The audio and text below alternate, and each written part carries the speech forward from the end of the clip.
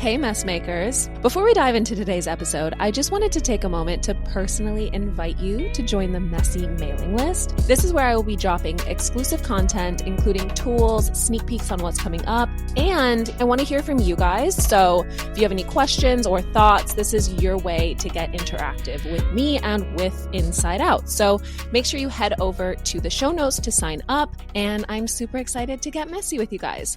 All right, back to the episode.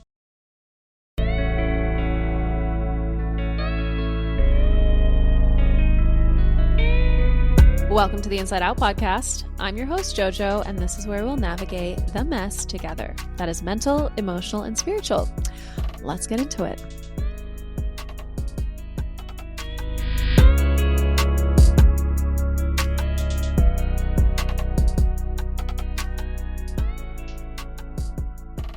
Hey, everyone. Let's talk money. So much shame, so much guilt, so much hiding, so much... Just the topic of money, I feel like makes everyone just go, oh, and tense up, whether that's from debt, whether that's from feeling like you're not making enough. Maybe you're not in a place in your career where you feel like you can supply or provide or even live the life that you want to live. The topic of money is terrifying, which is why I want to talk about it. So I want you to ask yourself some questions. 1, do you feel limited by the number in your bank account? 2, are you telling yourself, when I have X, then I will do Y? 3, do you hide from your own bank account? Meaning, do you just not check it because you don't want to stress out and you don't want to worry and you don't want to look at it and you don't want to think about it? 4, is there a number that would make you feel secure? Okay. That's a lot of questions, right? But I think they're all very fair and also totally valid if you find yourself thinking, well, I can't start a family until I have X in the bank, or I'm not going to get into a relationship until I have my career figured out and my finances sorted because then I'm going to have to provide for him or her or them or whatever. I feel like money is such a huge overarching issue in about every area of our lives, whether that's from where we live to our relationships, to our careers, to, that's just starting, even health. Like we can't afford certain healthcare or doctors or surgeries or anything, but money at the end of the day, and we know this, is energy. What is your relationship with abundance? What is your relationship with abundant energy? Do you feel a scarcity mindset? Do you feel lack? Do you feel limited? Do you feel stuck? Do you feel fill in the blank? Money has this oppressive energy. It makes us anxious. It makes us feel like we can't. It's always, oh, that's too expensive, or, oh, I can't afford that, or that's just fancy, or maybe we don't want to make a lot of money because then we're going to be responsible for more. There's so many umbrella beliefs that really keep money lacking, let's say, from our lives. Now, I don't believe this, and I definitely do not want to subscribe to it, and I have in the past, but I refuse to continue to feel like I am limited, period, which brings in the abundant mindset. Now, that's a whole topic, but I just want to start getting comfortable with us talking about money. Now, I don't need you to like run out there and be like, this is my bank account. This is how much I make a year. But stop hiding behind the shame of that. Okay, you make $200 a day. Okay, you make $200,000 a day. Okay, you make $200 million a day. And are you happy? Are you fulfilled? Where are you mentally, emotionally, and spiritually? Are you in total chaos? Are you feeling like you're on top of the... Like, money should not be the thing, even though it is, and it's so easy for people who have money to say money doesn't buy happiness, blah, blah, blah. I know. I get it. I've heard it all. I've seen it all. We know. But it really does come down to your relationship mentally, emotionally, and spiritually to money and what that looks like and how you define that. So because we're talking about career so much and we're talking about alignment and purpose and direction, I think it's only fair to bring in the finances aspect of it. Now, there are finance podcasts out there. There are budgeting apps. There are all of the things and the tools and the ways, the investments and the this and the that, the books. Cool. That's literally not what I want to get into.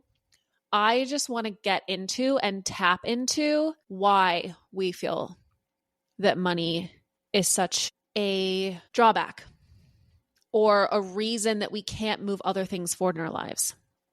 Is it because you're not making a certain amount a year that you're not doing certain things in your life? Because I promise you, the money in your bank account isn't going to define the success of that relationship. I mean, unless they're chasing your money, then maybe it is. But hopefully you're in a relationship about love. We like that. Let's, we don't, I mean, to each their own. But if you're worried about getting into a relationship because of, okay, story time. I wasn't going to share this, but now we are. Here we go. I dated a guy about, 4 years ago at this point, who really just showered me with the gifts, the dinners, the experiences, the trips, all of it. And dear Lord, I didn't feel like I deserved any of it because I couldn't do that for myself. I couldn't buy the nice things and have the nice bag and go to the fancy Michelin star restaurants and the tasting menus and take helicopter rides and fly first class. Like, that wasn't something that I could do for myself. So he did it for me and I self-sabotaged the whole relationship. He just wanted to give me all of that. Maybe he had his own ego and tied up with, I don't know. That's his journey. That's not mine. My journey was the fact that I didn't feel like I deserved it. So I acted like a brat the whole relationship. That's the reality. No, that's part of the reality. But I just didn't feel like I was worth it because my number in my bank account didn't speak to, oh, she deserves a YSL bag. Oh, she deserves to go here. Oh, fill in the blank. Oh, she deserves a shopping spree at Bergdorf Goodman. Bergdorf? Why does that sound so wrong coming out of my mouth? Oh, she deserves caviar on her birth. Like, this shit did not land for me because I was so concerned with, well, I don't make this kind of money. And he would be like, oh, let's go on vacation. Let's go here. And I'd be like, I need to work. And he'd be like, I'll pay your rent. And I'm like, well, that's so nice and everything. And I probably was living out a lot of girls' dreams in certain ways because I wasn't making the money that I thought I should be making or wanted to be making. I didn't believe that I deserved to be loved. Therefore, blew up the relationship. Now, learn from me. Don't do that. But also, if that's you to some extent of like, oh, there's a really great guy or there's a really great girl, but I don't feel like I'm financially in a place where so what?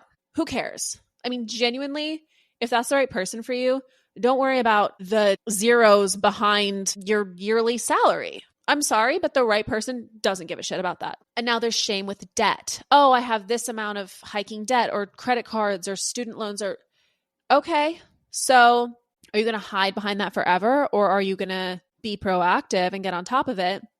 And maybe if you are in a relationship, tell that person, be like, hey, this is an insecurity of mine. Let's talk about it. I want you to see all of it. I have $45,000 in credit card debt. I'm not talking about myself, by the way. I'm just putting an example out there. Can you imagine? Hi, inside out, this is my debt. But no, I'm not going to do that to you guys. That would be very uncomfortable. And I'm not asking you to go do this back. I'm just saying maybe there's a way that we take the power away from money and the hold that it has on us. And maybe that's just saying, even if it's not telling the person the exact number, but saying, hey, this is what I'm dealing with right now. It's making me a little insecure, blah, blah, blah. This is what it is. The right person isn't going to hold that against you. They're not going to run away from that. They're going to be like, great, I'm seeing your flaws. I'm seeing your weaknesses, and I want to be on this journey with you, and you're going to figure it out on your own. I don't need to figure it out for you, but it's just so that you don't blow it up like I did, because I didn't have that conversation. I didn't say, hi, I feel insecure because I can't do this for myself. So that's why I'm going to be totally self-sabotaging for the rest of time in this relationship. Sorry. It's not funny. But looking back, it's actually hilarious how badly I acted. I really hope he never hears this podcast. I don't know why he would, but this would be pretty funny.